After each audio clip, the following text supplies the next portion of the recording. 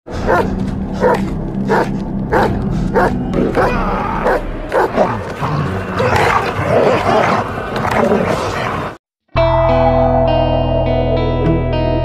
yang akan Anda lakukan jika mempunyai banyak harta, bahkan bongkahan emas, memperbanyak sedekah, menuntaskan kemiskinan, melunasi hutang negara, membangun rumah yang sangat besar, atau memboking wanita pengencerit?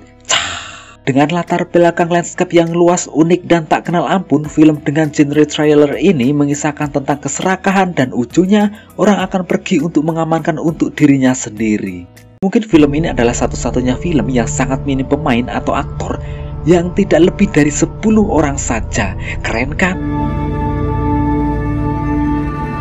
Kisah akan berfokus kepada seorang pria bernama Virgil. Ini orangnya, yang mana dia menumpang di sebuah kereta barang yang melewati gurun pasir yang sangat panas. Kemudian dia turun di stasiun Grandview yang sangat amat sepi, seperti tidak ada kehidupan di sana. Saking sepinya, bahkan nampak seperti saat terjadinya PPKM berlangsung. Dia pun pergi ke belakang kios menuju ke toilet untuk sekedar menumpang boker di sana. Saat Virgil sedang asik-asiknya dengan posisi jongkoknya, tiba-tiba terdengar suara langkah kaki dan kemudian terdengar pertanyaan, apakah kamu yang akan pergi ke pertambangan? Karena memang satu tujuan dengannya, akhirnya Virgil pun dengan pelontong mengiyakannya. You the one going to the compound? Yeah. Dia bernama Kate, orang yang bertanya saat Virgil masih di jamban tadi, dan mereka pun akhirnya berangkat menuju ke tempat pertambangan.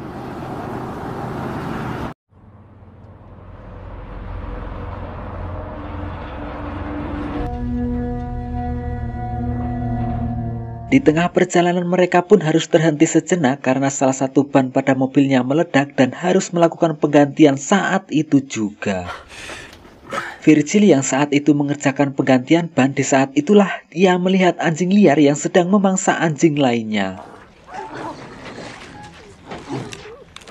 Saat malam tiba, mereka memutuskan untuk beristirahat dan sembari ditemani hangatnya api unggun, mereka pun berbincang-bincang membicarakan tentang keadaan ekonomi yang sangat sulit, sama sulitnya saat Anda dilarang untuk keluar rumah. It's getting pretty bad out that way now. Singkat cerita, esok hari pun tiba. Mereka kembali meneruskan perjalanan dan kali ini Virgil yang kebetulan mengemudikan mobil tersebut. Dan tiba-tiba... Ya, Kate yang saat itu tertidur tiba-tiba terbangun dan menyuruh Virgil untuk menghentikan mobilnya. Rupanya Virgil telah menurunkan suhu AC-nya yang membuat mesin mobilnya kepanasan. Saat itulah Kate kemudian membuka kap mobilnya untuk memeriksa dan berharap mesinnya tidak rusak. Sedangkan Virgil berjalan agak menjauh untuk sekedar buang air kecil. Saat itulah dia melihat bongkahan batu berwarna kuning keemasan, lalu mendekatinya dan memeriksanya.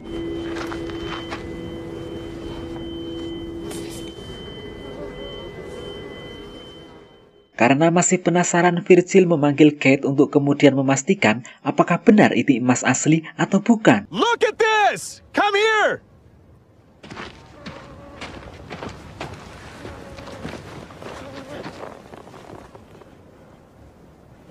If it burns black, it ain't gold. Setelah diperiksa lebih detail, ternyata itu memanglah bongkahan emas murni yang kemudian mereka sepakat untuk menggalinya. That's fucking gold. Setelah menggali dirasa cukup dalam, nampak begitu besar bongkahan emas tersebut. Saking besarnya, membuat mobil mereka pun tak kuat hanya untuk sekedar menggoyangkannya. Wow! Mereka pun akhirnya bermalam di tempat tersebut sambil memikirkan rencana untuk membawa ekskavator demi menggali bongkahan emas tersebut. Masalahnya adalah, siapa di antara mereka yang mau kembali dan membawa ekskavator tersebut? And I'll stay here with the gold. Sempat berbeda pendapat, akhirnya Kate mengalah dan memutuskan dirinya lah yang akan pergi mengambil ekskavator, sementara Virgil menjaga emas tersebut sampai Kate kembali. Sure? Setelah Kate pergi, Virgil pun bergegas mendirikan tenda yang ditautan di pohon kering, lalu pergi untuk mencari kayu bakar untuk membuat api unggun di malam hari, sekaligus menakuti anjing-anjing liar di sana.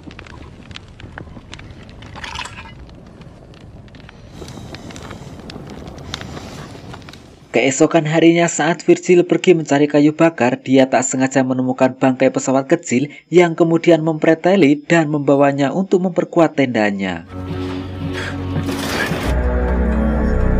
Setelah dia beristirahat, dia pun mencoba memukul bongkahan emas tersebut yang tak disangka ternyata dia berhasil memecahkannya sebesar kepala, lalu mengambilnya dan membawanya.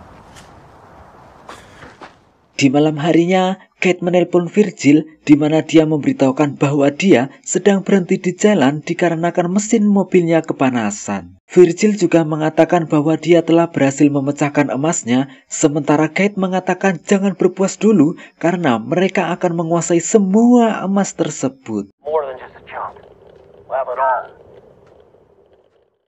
Di hari berikutnya, Virgil sudah kehabisan makanan dan air pun tinggal setengah botol. Seketika itu dia pun melihat seekor ular bermaksud membunuhnya dan menjadikannya makanan, tapi sayangnya sepertinya ular tersebut lebih cerdik dari Virgil.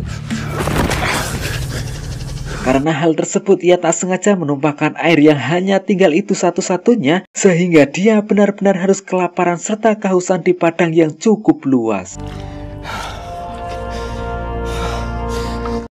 Virgil pun akhirnya kembali ke tempat pesawat rongsokan tersebut dan dari kejauhan terlihat ada seorang yang mendekatinya yang ternyata itu adalah seorang perempuan pemburu. Ya Hayden. Setelah dicecar beberapa pertanyaan, akhirnya perempuan tersebut mencurigainya yang kemudian ia menuju ke tenda milik Virgil. Sesampainya di tenda, ternyata perempuan tersebut menyadari bahwa Virgil telah mengambil yang memang bukan haknya, yaitu sebongkah emas yang berada di tempat tersebut. And take what isn't yours.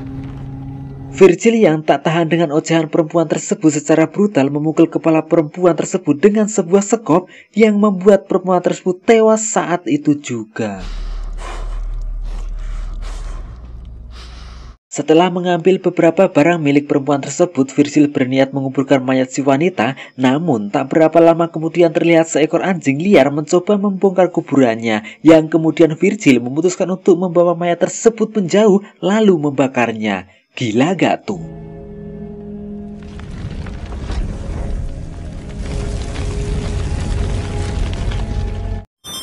Singkat cerita, Kate menelponnya untuk memberitahukan bahwa dia sudah dapat ekskavatornya dan mengatakan dia akan terlambat karena beban ekskavator yang lumayan cukup berat. I got the excavator now, but the goddamn thing's slowing me down. Virgil kemudian mencari kayu bakar, namun dari kejauhan terlihat badai gurun yang sangat besar sehingga sebelum dia bergegas, badai tersebut sudah lebih dulu menerpanya.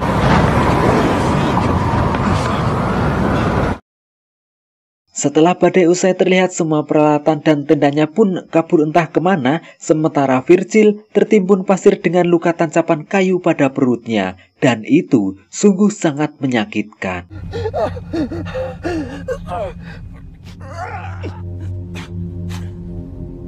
Dengan kondisi kulit mulai melepuh akibat suhu yang amat sangat panas, ia pun mencoba melepaskan kayu yang menancap pada perutnya, kemudian mengikatnya dengan kain. Dengan sisa tenaga dan cicilan bukalapak yang masih nunggak, Virgil pun memutuskan untuk mencari kayu kering dan membakarnya.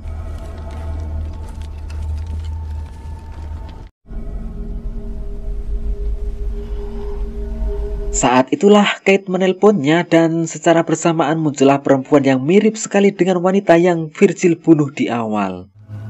You're not hungry. Kemudian perempuan tersebut menanyakan, apakah kamu melihat saudaraku? Listen, so you didn't see me, sister? Virgil yang tak ingin rahasianya terbongkar pun menjawab tidak tahu, lalu sekonyong-konyong menyuruh perempuan tersebut untuk pergi dari sana. Saat perempuan itu pergi, Kate kembali menelpon dan secara bersamaan kawanan anjing liar mulai mengerubunginya yang dengan sisa tenaganya, Virgil berusaha mengusir kawanan anjing tersebut. Get the fuck out! Namun karena memang Virgil sudah tidak memiliki banyak tenaga untuk melawan, ia pun akhirnya tewas dikoyak-koyak kawan anjing tersebut.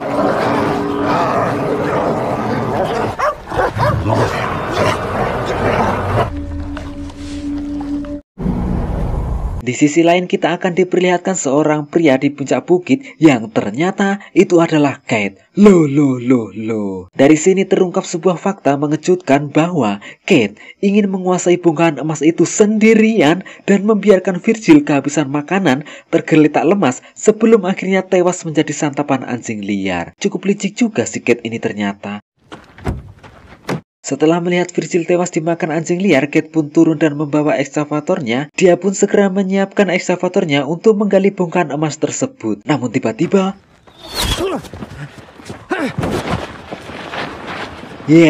melesatlah sebuah anak panah yang mengenai dadanya tepat di jantungnya, sehingga dipastikan Kate tewas dan tergeletak di samping mayat Virgil tersebut. Halah.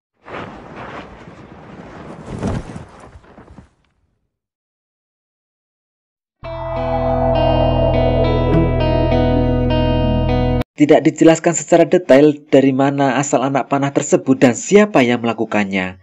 Namun, film ini menjadikan film yang pemeran utamanya tewas pertama kali. Sudah pemerannya sedikit, aktor utamanya tewas di awal. Pesan yang bisa kita ambil dari film ini adalah, jangan menganggap semua hal kebahagiaan itu berupa harta atau kekayaan, karena kebahagiaan sesungguhnya adalah di mana kita bisa berkumpul bersama keluarga. Saya beserta jajaran Clip On yang anggotanya cuma 1 orang undur diri. Salam santun, salam protokol kesehatan, dan terima kasih.